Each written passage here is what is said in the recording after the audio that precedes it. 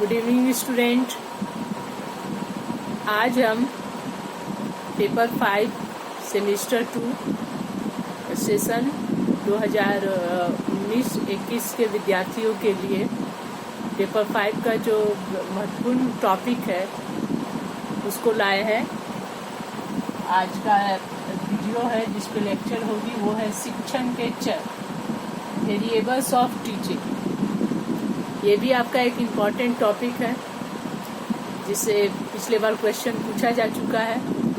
तो आज बात करते हैं शिक्षण के चर। चर कहते किसको है? चर किसी भी प्रक्रिया में भाग लेने वाले जो जितने महत्वपूर्ण तत्व होते हैं जो इस प्रक्रिया को क्या करते हैं, संचालित करते हैं, प्रभावित करते हैं, उन सभी तत्वों को चर कहा जाता है।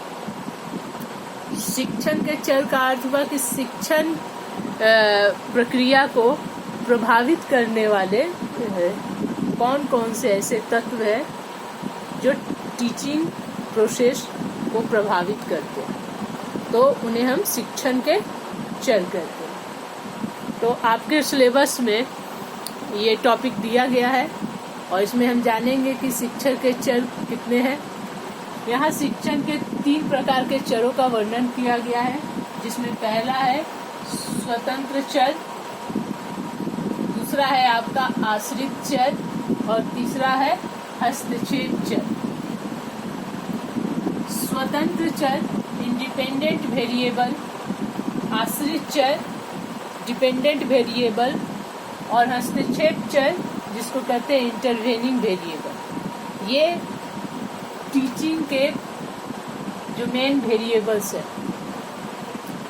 तो इसको जानेंगे कि शिक्षण के ये तीनों चर क्या है, इनकी स्थिति को समझेंगे। तो सबसे पहला हुआ स्वतंत्र चर जिसको कहते हैं इंडिपेंडेंट वेरिएबल। शिक्षण प्रक्रिया, शिक्षण क्या एक प्रकार की प्रक्रिया है जिसमें क्या होता है, ज्ञान लेने और देने की बातें की जाती है।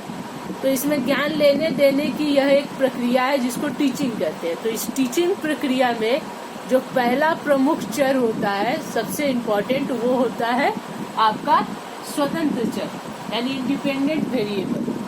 इंडिपेंडेंट वेरिएबल स्वतंत्र चर वे चर होंगे जो शिक्षण प्रक्रिया में बिना किसी बाधा के स्वतंत्र रूप से शिक्षण प्रक्रिया को क्या करते हैं, प्रभावित करते हैं।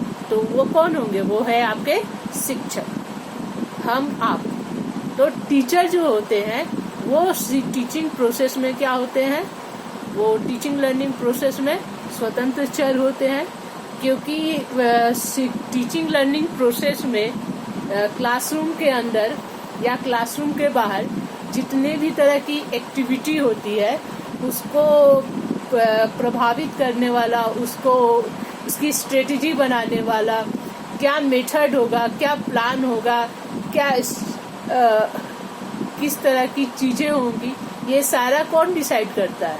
ये सारा स्वतंत्र रूप से शिक्षक ही डिसाइड करते हैं कि कब क्या कैसे प्रोसेस को और टीचिंग ऑपरेशन को किस तरह कंडक्ट करना है। ये सारा डिसाइड टीचर करते हैं। इसलिए टीचर क्या है, स्वतंत्र चर होते हैं। टीचिंग लर्निंग प्रोसेस में ये टीचर क्या होते हैं, स्वतंत्र चर होते हैं, जिसको कहेंगे इंडिपेंडेंट वेरिएबल्स। दूसरा हुआ आश्रित चर, डिपेंडेंट वेरिएबल। अब बात करते हैं डिपेंडेंट वेरिएबल कौन होगा। जब शिक्षक इंडिपेंडेंट है, क्योंकि शिक्षण प्रक्रिया को संचालित से लेकर मूल्यांकन तक, यानी पहला स्टेज से लेके लास्ट स्टेज तक उसको कौन ये करता है, बिना किसी रोक टोक बाधा का कौन करता है? तो वो होता है शिक्षक। अब इसका दूसरा पक्ष देखेंगे, आश्रित कौन रहता है, कौन है जो टीचिंग प्रोसेस में पूरी तरह से डिपेंडेंट होता है, दूसरे पर आश्रित होता है, निर्भर होता है। तो वो हुआ आपका छात्र। छात्र क्या होंगे? वो आश्रित चर के अंतर्गत है, क्योंकि टीचर जिस तरह मेथड, टेक्निक, प्रोसेस जो भी अपनाएगा टीचिंग प्रक्रिया में, उन सब को स्टूडेंट को क्या करना पड़ेगा, उसी के अकॉर्डिंग उसको फॉलो करना पड़ेगा और उसी के अकॉर्डिंग वो उसको ज्ञान को ग्रहण करना पड़ेगा। इसलिए इस प्रक्रिया में स्टूडेंट क्या होता है, आश्रित चर होता है। वो शिक्षकों के बनाए गए नियम, अनुशासन, विधि, तरीके के माध्यम से जो ज्ञान दिया जाएगा उसे वो ग्रहण करते हैं। इसलिए शिक्षक स्वतंत्र चर माने जाते हैं और स्टूडेंट जो उस पे आश्रित होता है ज्ञान के लिए, टॉपिक के लिए, तो वो इस प्रक्रिया में आश्रित चर होता है। क्योंकि शिक्षक प्रभावित करते हैं और छात्र उससे क्या होता है, प्रभावित होता है। उसके स्थिति में, उसके व्यवहार में शिक्षण के बाद क्या होता है, सीखता है और सीखने के बाद उसके स्थिति में, उसके व्यवहार में, उसके विचार में, इसमें क्या होता है, परिवर्तन होता है। तो परिवर्तन करने वाला शिक्षक होता है, इसलिए वो स्वतंत्र चर है। और जिस पे जो परिवर्तित होता है, जिसमें परिवर्तन आता है, जिसके व्यवहार में, विचार में, वो स्टूडेंट होता है। इसलिए स्टूडेंट क्या होता है, आश्रित चर माना जाता है। तीसरा जो महत्वपूर्ण चर है उसे कहेंगे हस्तक्षेप चर, जिसको इंटरवेनिंग वेरिएबल्स कहते हैं। हस्तक्षेप चर किसको कहेंगे, तो टीचिंग लर्निंग प्रोसेस में जो भी विधियां होती है, जो मेथड होते हैं, जो तरीके होते हैं, जो क्लासरूम का जो माहौल होता है, वे सारी स्थितियां, परिस्थितियां, ये सब हस्तक्षेप चर में आएगी। क्योंकि ये क्या करती है, टीचिंग लर्निंग प्रोसेस यानी टीचिंग की प्रक्रिया को क्या करती है, आगे बढ़ाने में मदद करती है, तो उसे हस्तक्षेप करती है, प्रभावित करती है। तो इसके अंतर्गत वे सारी चीजें हो जाएंगी जो क्लासरूम में टीचिंग लर्निंग प्रोसेस के दौरान देखी जाती है, की जाती है। इसके अंदर टेक्स्ट बुक से लेकर ब्लैक बोर्ड, मार्कर, कमरे की स्थिति, कमरे का माहौल, कमरे के माहौल के अलावा क्लासरूम के बाहर की जो स्थिति होती है, माहौल, ये सारे हस्तक्षेप चर में आएंगे। ये सब क्या करती है, टीचिंग लर्निंग प्रोसेस को आगे बढ़ाने में मदद करती है, जिससे शिक्षण का कार्य बेहतरीन ढंग से संपन्न हो सके। तो ये तीसरा महत्वपूर्ण चर है हस्तक्षेप चर। ये जब तक उसमें भाग नहीं लेगा, पार्टिसिपेट नहीं करेगा, सपोर्ट नहीं करेगा, तब तक टीचिंग लर्निंग प्रोसेस क्या होगा, बेहतर ढंग से संपादित नहीं हो पाएगा। तो शिक्षण के जो चर है, वेरिएबल्स है, वे सारे वेरिएबल्स महत्वपूर्ण है, क्योंकि बिना इसके टीचिंग लर्निंग प्रोसेस बेहतर ढंग से संपादित नहीं हो सकती है।